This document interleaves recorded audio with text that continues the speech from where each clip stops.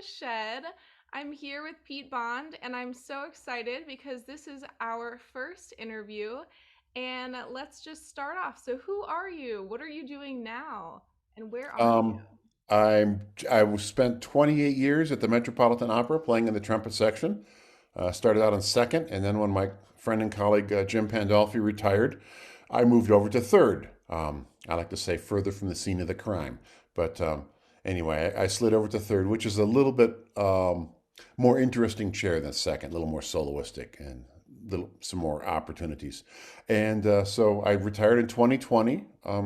Spurred on a little bit by COVID. I was planning to stay a couple years more, but COVID shut down the opera house, and it was silly for me to hang on. So, and then I moved back to New Mexico, where I had started my symphony career with the New Mexico Symphony in the late '80s. So, and we really loved it here. So, my wife and I bought a place here in the East Mountains, east of Albuquerque, and I'm now in my retirement shed. And I'm still practicing as much as I ever did, but I just don't have to sit through Madame Butterfly or Norma or any of that, that kind of. I miss my colleagues, but some of the Of operas I course. don't miss too much. And you're in beautiful scenery with all of It's your kids, gorgeous here. Yeah, all it's the it's things to really do. beautiful. Yeah, yeah. Sounds so nice. Did you ever know that you would be going back to New Mexico? Did you think your We career would always flirted with the idea, um, and we had friends here, and I actually have colleagues from the Met and other places who are moving here. So wow. uh, I have Tony Lipton, who retired after 30 plus years in bassoon. She lives up in Santa Fe, and so there's a lot of people here. Actually, I was oddly I was hired to play when I moved out here. The first thing I played was Traviata. I know I But 10 saw that. I people in was the like, we're orchestra, doing yeah, it. there were 10 people in the orchestra from my days 30 years Wow. ago being here. So Oh, there was, that kind makes of like an amazing. old home week. Yeah, Uh, coming home. yeah, a little bit. And I love the food. So, you Hmm. know, and it's very peaceful and I like seeing the sky and the sunsets are amazing and blah, blah. I sound like a travel log or, someone Well, from the Chamber of you've Commerce.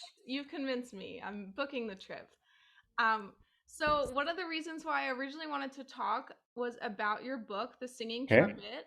And before you tell us all about it, I was really happy to remember that I actually had a little loose leaf copy that you gave me probably about like 10 years ago that was just a couple things that you were thinking of Okay. when it Yeah. was back in maybe the idea stage or something like that.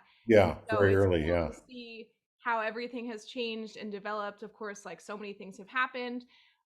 So tell us about your book and what it is and all of that. Okay, well, let's see. Um,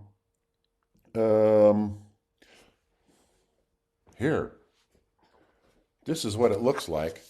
So it's a lot more substantial. I mean, there's 184 pages. It could have been bigger. The publisher said if you make it any larger, we have to charge too much money for it, and you can't sell it. Good reason. It's a marketing problem, and it's in two parts.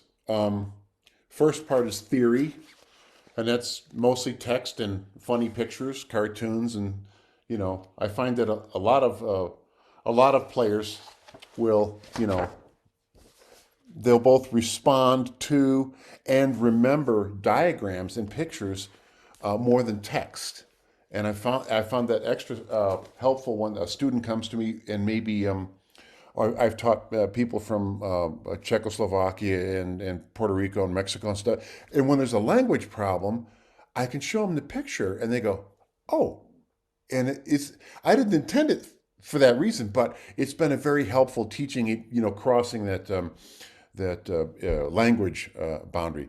But the crux of the book is, and I developed this after I got to the Met.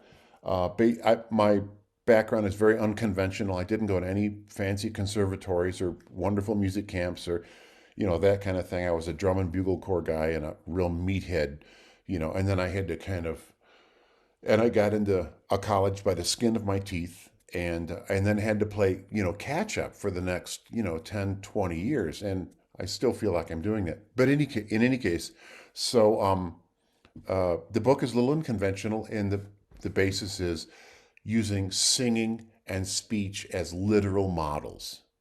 And in other words, we practice out of Bordonian, Conconi, and stuff like that. And we want to sound like a singer, and we claim we want to, sound like singers, but we use a pedagogy that's completely different. So, and the